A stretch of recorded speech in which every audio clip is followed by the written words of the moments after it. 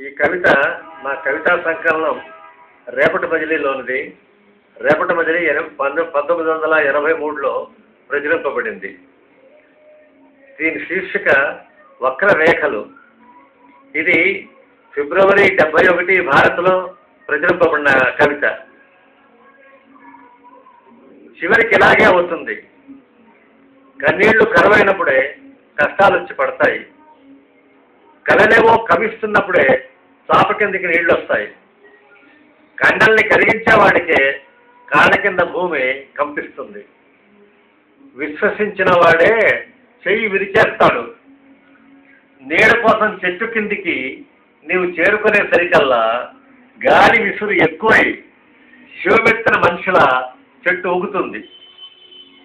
నిజాయితీనా నది సంద్రాల నాదే అవుతుంది. జడివానలో గొడుగు లేకుండా గంటల గంటలు నడుస్తున్నా నిన్నెవరూ గమనించరు. గమనించిన గొడుగు పట్టరు.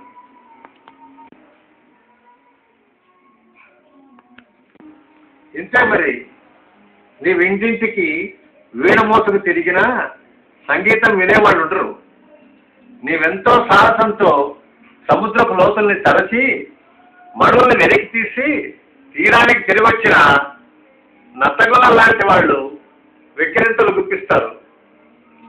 నీలో సహస్రాంశం చేయని వాడు ఏరుపై ఊరేగుతుంటే మెటాఫిజికల్గా నవ్వేసి నీవు పక్కకి తప్పుకోవాల్సి వస్తుంది. ఇసుక దిబ్బలపై లేచిన మేడలు గట్టిమని ఎదుటివాడు వాదిస్తే నీవు వస్తుపోయి వినాల్సి వస్తుంది. సముద్రాన్ని ఆమోత్ర పట్టేస్తామని ఎలుగెత్తి అరిచే వాళ్ళ మెళ్ళలో పూలదండలు పడితే నీవు గుడ్లప్పగించి చూడాల్సి వస్తుంది. మొండి కత్తులు జలిపించే వాళ్ళపై మోలు పెంచుకునే అమాయకుల్ని చూసి లోలేపులే నీవు నవ్వుకోవాల్సి వస్తుంది.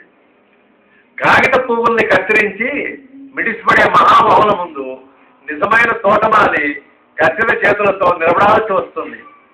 అలాంటప్పుడు నీకు అడవుల్లో, కొండల్లో, కోనల్లో మసలుకునే మనుషులే వెలుగనిపిస్తారు. ఇంకా చరిత్ర గుడ్డిలో చిత్ర విచిత్రమైన చిలకలు చేరుతాయి. అవి పలికే పలుకులు భలే గమ్మత్తుగా ఉంటాయి. భవిష్యత్తు ఆకాశంలో మెరిసే ఆశల చుక్కలు కనబడకుండా అవివేక మబ్బులు మూసేస్తాయి. మనసు చెట్టు మీద గూళ్ళు కట్టుకున్న నిజాల పక్షులు నినాదాల ఎత్తుల్లో ఎగిరినంతసేపు చెట్టు ఉనికినే మర్చిపోతాయి. మరో తమాషా ఉంది. పిచ్చి ముదిరి పాకానబడి మహాకవుల పదవిన్యాసం సైన్యంలా కదులుతుంది. పైత్యం ముదిరి చెడిన కవిత్వం బుర్ర చెమ్ముకునే స్థాయికి దిగుతుంది. అరిస్టాటులు, ఆనందవర్ధనుడు వెక్కి వెక్కి ఏడుస్తారు. అవును, నిజం. చివరికి ఇలాగే అవుతుంది.